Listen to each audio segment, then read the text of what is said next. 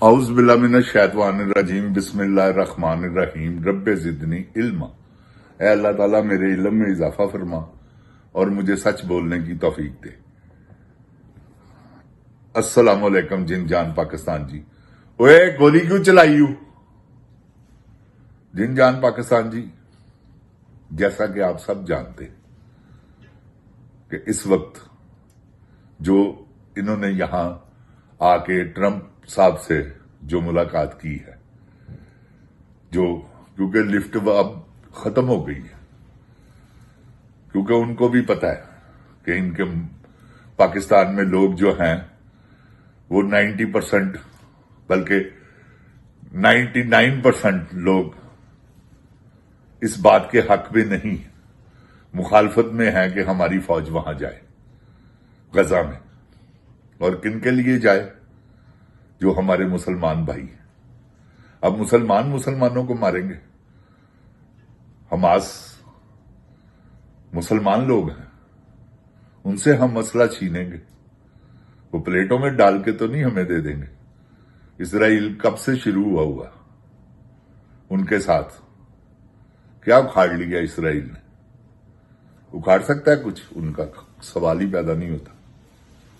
अब उन्होंने एक ढाल बनाकर पाकिस्तानी फौज को आमादा किया है। इन्होंने फौरन सौदा किया पैसों के चक्कर में कि हम इतना पैसा देंगे फौजी का, और जो ऑफिसर हैं वो अलहदा अलहदा तनख्वाहें, और ये सब जो कुछ कर रहे हैं ये नाकाबिले बर्दाश्त है पाकिस्तानी अवाम के लिए। मगर मैं नहीं बर्दाश्त करता तो कौन करेगा? मैं क्योंकि पाकिस्तान हूं, पाकिस्तान की जुबान बोलता हूं अल्लाह ताला के फजलो करम से। मुझे पता है पल्स क्या है पाकिस्तानी अवाम के, पाकिस्तानी अवाम की सोच क्या है, ये मुझे पता है क्योंकि मैं भी तो पाकिस्तानी हूं। ये जो मेरे मुल्क के साथ खिलवाड़ हो रहा है, आपका क्या ख्याल है? कोई पाकिस्तानी इस पे अल्लाह माफी दे इनको अप्रिशिएट करेगा? इन पर लानते डालेगा, और ये लानतों के मुस्तहिक है। लानते इन पर पड़नी चाहिए। जिन जान पाकिस्तान जी, ये माइंस मिनरल इन्होंने जो सौदे किए, अब हमारे पास कुछ नहीं बचा। ये अंदाजा लगा लेना इन्होंने पीआईए बेच दी है। जिन जान पाकिस्तान जी, मैं अब आपको क्या बताऊं कि 10 अरब रुपए में पीआईए बेच दिया इन्होंने। है कोई बात करने वाली इनके बस में हो? ये अगर इतने बहादुर है, ओए सुनो जरनैल बदनी दिया बचिया, जाके अपना पहले पानी छुड़ा। खोती दे पुत्र, पानी तो तू छुड़ा नहीं सकता अपना। कब्जा कर लिया उन्होंने इंडिया, तुसी लिख के देता उन्होंने। डोंचल बगैरत दा पुत्र बाजवा लिख के दे गया उन्होंने। तुसी हाथ ही चुक लिया कश्मीर तो। कोई बयान नहीं कश्मीर के बारे च, कोई गल नहीं, कोई बात नहीं। भेज दिता तुसी कश्मीर का भी सौदा कर लिया। हर चीज का सौदा करते ने जिन जान पाकिस्तान जी, अपनी धियां भैणां दा भी करते जे। नवाज शरीफ किवें उहदे सामने हथ मिला रही हुंदी है गैर मर्द नाल। और टिकटॉक खच क्वीन ते जिन जान पाकिस्तान जी, ये सारे बर्फानी बगैरत है जे। जी मैं तुहानू दहाई है ना बर्फ, ए वो बगैरत ने एहदे चों पैदा होए, समझ लवो तुसी कि गैरत ही नहीं गी। ठंडे बर्फानी बगैरत हुंदा ना, बंदे दी गैरत हुंदी है जिहड़ी एक टाइम ते जागदी है कि नहीं यार। तुसी फिल्मां 'च भी देखिया होएगा कि दल्ले दा रोल करदे अखीर एक ऐसा टाइम आया कि ओहदी भैन ही ओहदे सामने आ गई है, ओहदा ही उन्हें सौदा किया, उथों ही उन्हें टर्न ले ली है कि नहीं होए। जिन जान पाकिस्तान जी, बहुत सी फिल्मों में ये हुआ, ये सीक्वेंस में। तो क्या है, गैरत किसी वक्त भी जाग सकती है, मगर इनकी ये बर्फानी बगैरत है, इनकी कहां से जागेगी? इन्हां दी नहीं जागदी जिन जान पाकिस्तान जी। ए सुते ने, क्योंकि यह सारा कुछ तो आप करते ने। शराबा है पींदे ने, जानी है ने, हराम खाना इन्हां दी फितरत च लिखिया है। ਕਿਉਂਕਿ ਹਰਾਮ ਦੌਲਤ, ਹਰਾਮ ਦਾ ਵੈਸੇ ਹੀ ਮਜ਼ਾ ਹੀ ਕੁਝ ਹੋਰ ਹੈਗਾ। ਜਿੰਨ ਜਾਨ ਪਾਕਿਸਤਾਨ ਜੀ, ਬੰਦਾ ਜ਼ਿਨਾ ਕਿਉਂ ਕਰਦਾ? ਉਹ ਐਸ ਕਰਕੇ ਕਰਦਾ ਜੀ, ਅੱਜ ਮੈਂ ਤੁਹਾਨੂੰ ਦੱਸਾਂ, ਉਹ ਆਪਣੀ ਬੀਵੀ ਨਾਲ ਉਹ ਹਰਕਤ ਨਹੀਂ ਕਰ ਸਕਦਾ ਜਿਹੜੀ ਉਹਨੇ ਆਪਣੀ ਗਰਲਫ੍ਰੈਂਡ ਨਾਲ ਕਰਨੀ, ਤੇ ਗਰਲਫ੍ਰੈਂਡ ਵੀ ਜਿਹੜੀ ਹੈ ਨਾ ਆਪਣੇ ਖਾਮਦ ਨਾਲ ਉਹ ਕੰਮ ਨਹੀਂ ਕਰ ਸਕਦੀ ਜੋ ਉਹ ਆਪਣੇ ਬॉयਫ੍ਰੈਂਡ ਨਾਲ ਕਰਦੀ। ਇਸ ਕਰਕੇ ਜਿਹੜਾ ਨਾ ਜ਼ਿਨਾ 'ਚ ਜ਼ਿਆਦਾ ਲਜ਼ਤ ਹੈ। ਇਹ ਜ਼ਾਨੀ ਲੋਕ ਨੇ ਬਗੈਰਤ ਦੇ ਬੱਚੇ, ਜਿੰਨ ਜਾਨ ਪਾਕਿਸਤਾਨ ਦੀ ਜ਼ਾਨੀ ਹੋਣ ਨਾ ਫਿਰ ਬਰਫਾਨੀ ਬਗੈਰਤ ਹੁੰਦੇ ਨੇ, ਇਹਨੇ ਬਰਫਾਨੀ ਬਗੈਰਤ। ਤੇ ਜਿੰਨ ਜਾਨ ਪਾਕਿਸਤਾਨ ਜੀ ਸਿਵਾਏ ਇਹਦੇ ਹੋ ਕਿ 8 ਫਰਵਰੀ ਨੂੰ ਤੁਸੀਂ ਬਾਹਰ ਆਓ ਤੇ ਆ ਕੇ ਇੱਕ ਵਾਰੀ ਇਹਨਾਂ ਨੂੰ ਦੱਸੋ ਕਿ ਹਮ ਇੱਕ ਜ਼ਿੰਦਾ ਕੌਮ ਹੈ।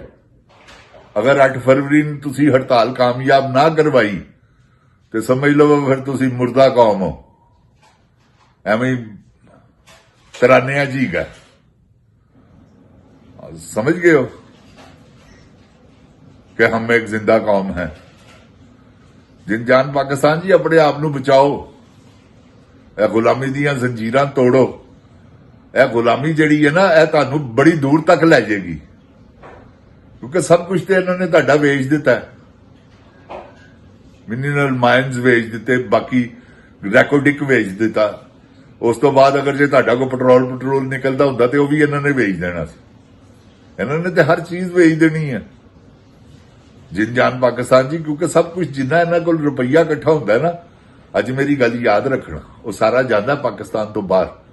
ਅਗਰ ਇਹ ਪਾਕਿਸਤਾਨ 'ਚ ਹੀ ਉਸ ਰੁਪਏ ਨੂੰ ਖਰਚ ਕਰਦੇ ਨਾ, ਕੋਈ ਕਾਰੋਬਾਰ ਕਰਦੇ, ਤੇ ਅੱਲਾ ਦੀ ਕਸਮ ਹੈ ਕਿਸੇ ਨੇ ਭੁੱਖਾ ਨਹੀਂ ਸੀ ਜੇ ਮਰਨਾ। ਇਹ ਮੈਂ ਤੁਹਾਨੂੰ ਹਕੀਕਤ ਕਹਿਣਾ। ਜਿੰਨ ਜਾਨ ਪਾਕਿਸਤਾਨ 'ਚ ਕਿਸੇ ਨੇ ਵੀ ਅੱਲਾ ਮਾਫ ਕਰੇ ਤੌਬਾ ਇਸਤਗਫਾਰ ਭੁੱਖਾ ਨਹੀਂ ਸੀ ਮਰਨਾ, ਕਿਉਂਕਿ ਪੈਸਾ ਪਾਕਿਸਤਾਨ 'ਚ ਸੀ। ਹੁਣ ਤੇ ਲੋਕੀ ਜਿਹੜੇ ਪਾਕਿਸਤਾਨ 'ਚ ਕਾਰੋਬਾਰ ਕਰਦੇ ਨੇ ਉਹ ਜਾ ਰਹੇ ਨੇ, ਬੇਪਨਾਹ ਫੈਕਟਰੀਆਂ ਨੇ ਜਿਹੜੀਆਂ ਜਾ ਕੇ ਬੰਗਲਾਦੇਸ਼ 'ਚ ਲੱਗ ਗਈਆਂ, ਪਾਕਿਸਤਾਨੀਆਂ ਨੇ ਲਾਈਆਂ। श्रीलंका कोई चला गया, कोई नेपाल चला गया। सब क्यों? कि उन्होंने पता है कि साडी इत्थे दाद फरियाद ही कोई नहीं, जो मर्जी है कर देन।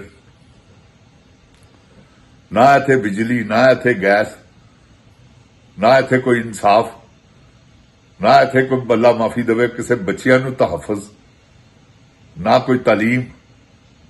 म्यारी चीज ही कोई नहीं जिन जान पाकिस्तान जी।